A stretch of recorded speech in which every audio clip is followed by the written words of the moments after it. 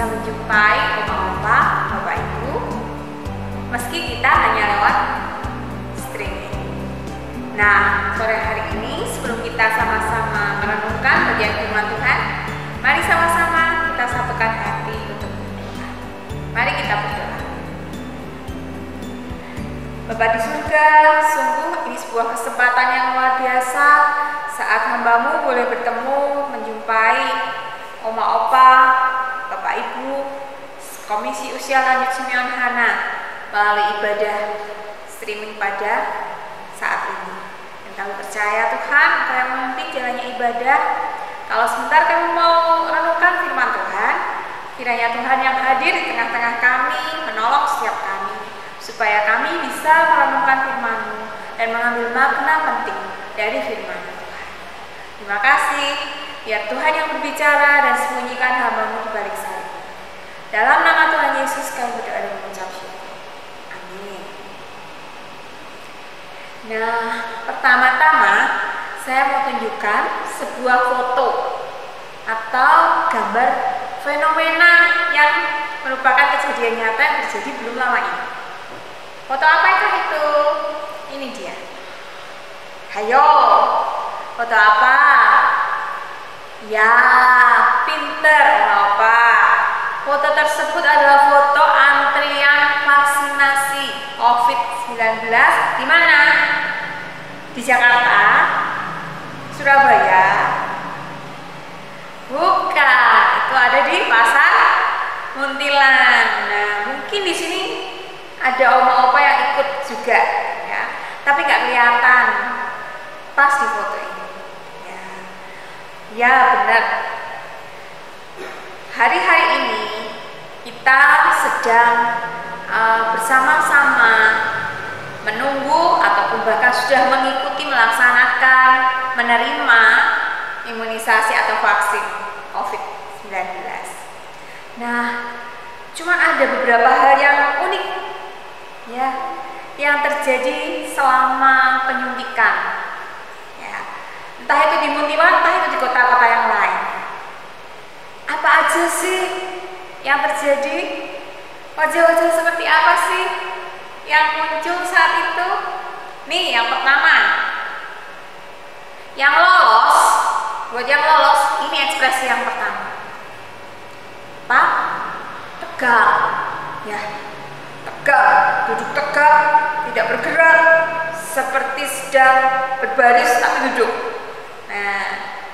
Nah, siapa di antara oma-opa yang juga seperti ini? Ya, mungkin ada dan mungkin juga tidak. Ya, ekspresi pertama tegang, ya tegang karena mau disuntik. Ya, ekspresi yang kedua, nah, ini ekspresi yang kedua sambil ngacungin jempol dan bahkan terus memasang foto ini di statusnya sambil dan captionnya mengatakan bahwa saya sudah divaksin. Nah, jadi kebanggaan. Ya, ini ekspresi bangga. Lalu yang ketiga, ekspresi apa yang muncul? Ekspresi lega karena sudah divaksin. Ya, di sini adalah ekspresi lega dari seorang ibu. Maaf ya Bu. Ekspresi lega dari mama saya setelah menerima vaksin COVID-19. Ini ekspresi lega, senang karena pernah ngantri di suatu tempat dan ternyata akhirnya nggak dapet, ya.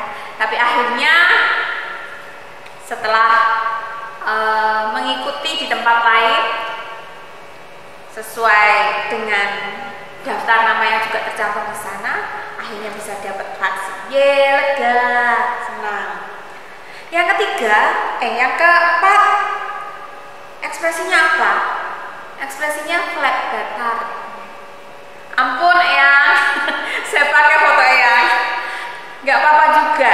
Mungkin foto Eyang ini divaksin dan ekspresinya datar karena mungkin Eyang sambil mikir ya. Abis ini di rumah mau ngapain, harus nyiapin apa buat bikin lemper, buat bikin sosis gitu. Mungkin seperti itu. Karena di kepala yang ada di pikiran ya, mungkin abis ini di rumah mau gini. Jadi ekspresinya datar sambil mikir. Sampai nggak kerasa jarumnya Yang selanjutnya, nah ini ekspresi yang terakhir yang muncul. Ekspresinya ekspresi takut, bahkan nangis ya. Ada cerita juga orang yang berbadan besar, kekar gitu, waktunya divaksin takut, nangis. Bahkan tentara juga ada yang seperti itu. Ya, ada yang ketakutan, pegang pistol nggak takut, ya. Tapi sama jarum takut. Tapi itu sesuatu yang wajar dan manusiawi. Nah, itu ekspresi-ekspresi yang muncul pada saat divaksin. Nah, kalau bicara tentang ekspresi, tentunya ekspresi itu munculnya dari setelah terjadi suatu peristiwa, kemudian itu spontan muncul, kelihatan di muka kita. Itu yang dinamakan dengan respon terhadap suatu peristiwa. Respon tidak bicara tentang ekspresi, tidak hanya bicara tentang ekspresi wajah, namun respon itu juga bicara soal hati. Karena ada mungkin orang-orang yang tidak ekspresif, ya, tidak langsung kelihatan apa yang dirasakannya saat sesuatu peristiwa terjadi di dalam hidupnya, nggak kelihatan.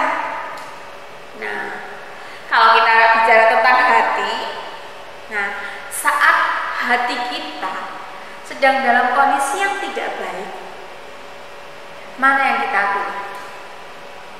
Ada dua pilihan yang bisa kita ambil. Mungkin selama ini mungkin ada dua pilihan. Yang pertama, meluapkannya di muka umum, menunjukkannya di muka umum, spontan. Tapi juga ada yang nggak mau menunjukkan itu, tapi ditekan,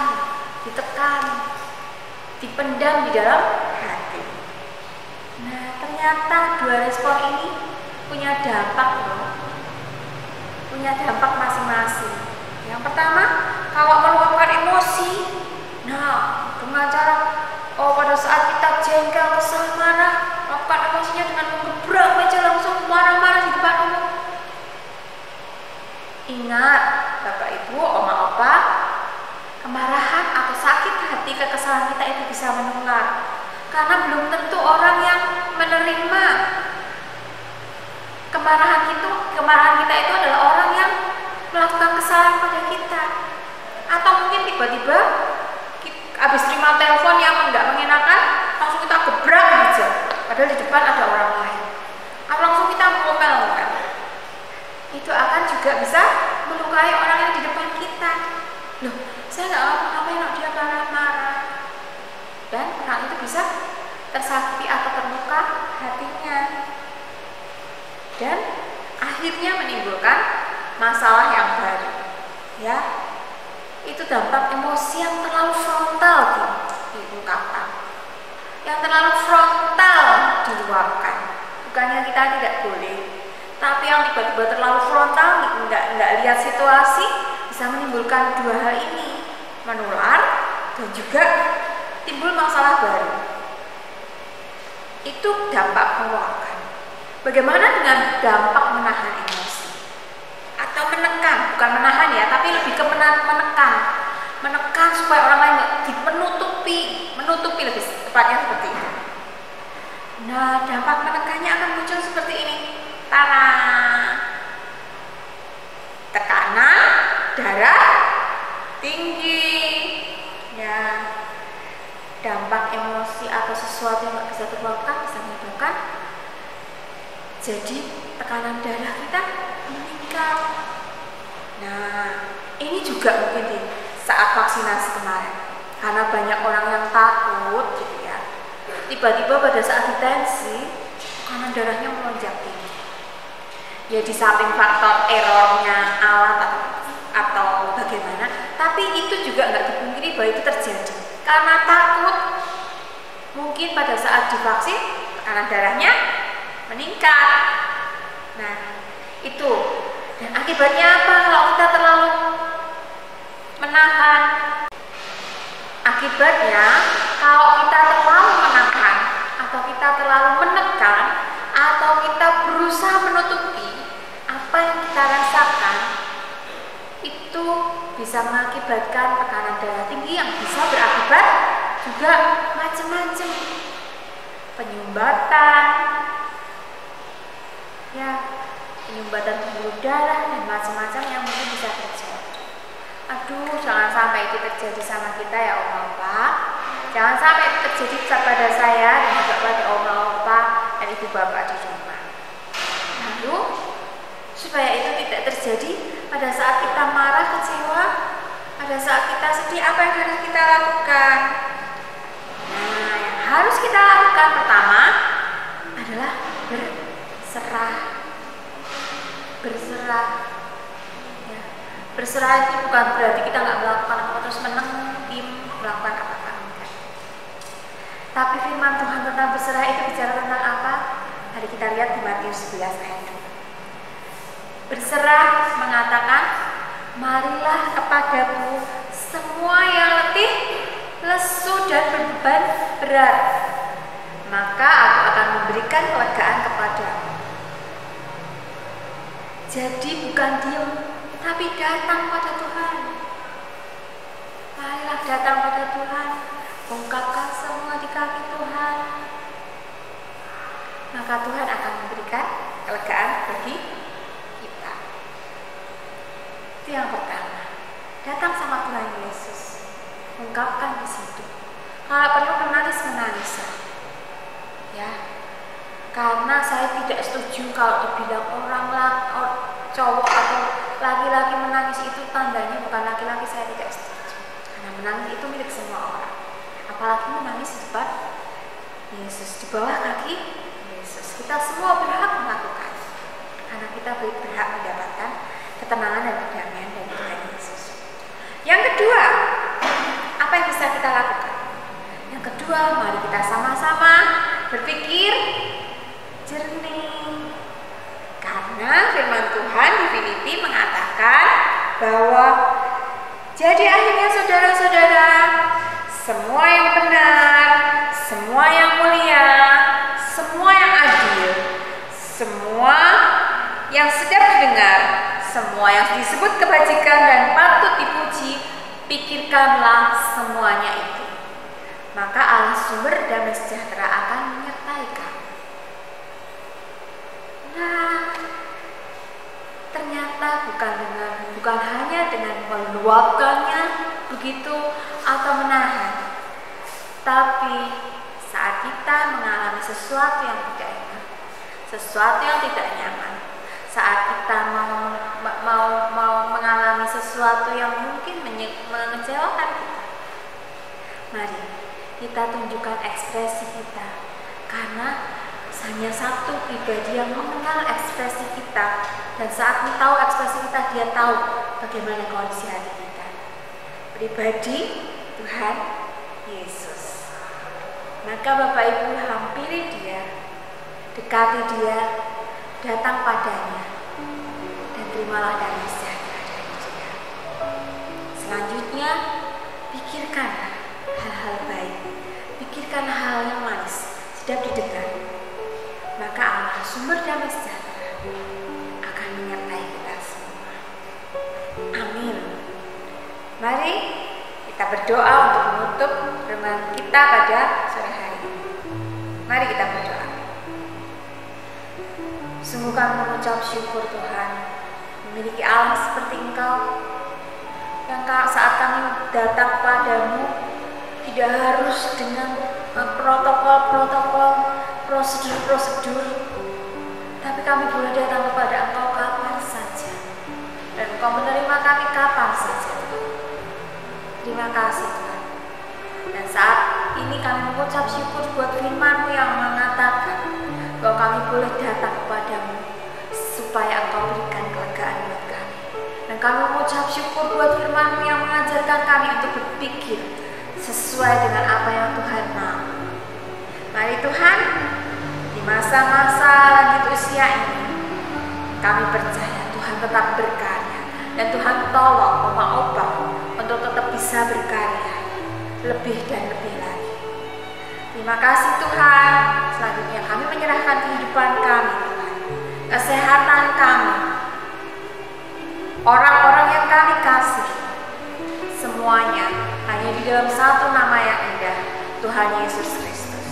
Kami juga saat ini bersatu hati berdoa buat saudara-saudara kami yang dalam kelemahan tubuhnya.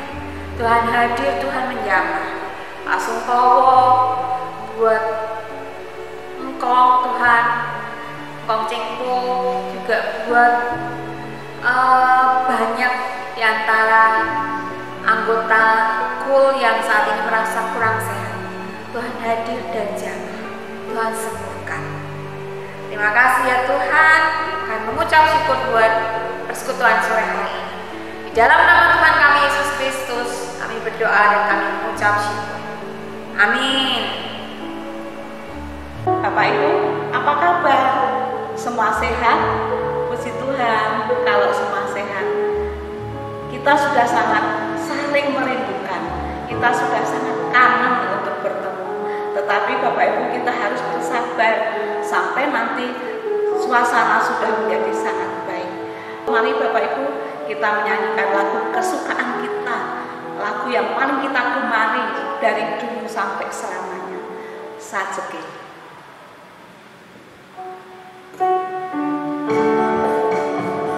Sambil bergoyang ya Bapak Ibu, sambil duduk berdiri sambil bergoyang. Mari semua ikut menyanyi.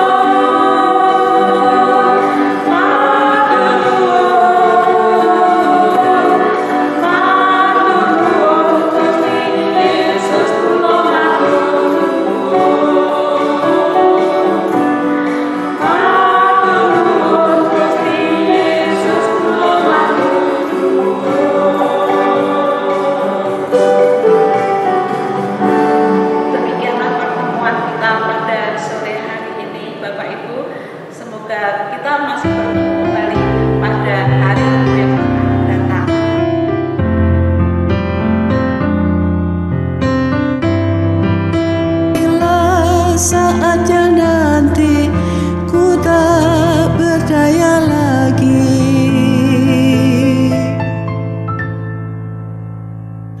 hidup ini sudah jadi berkah.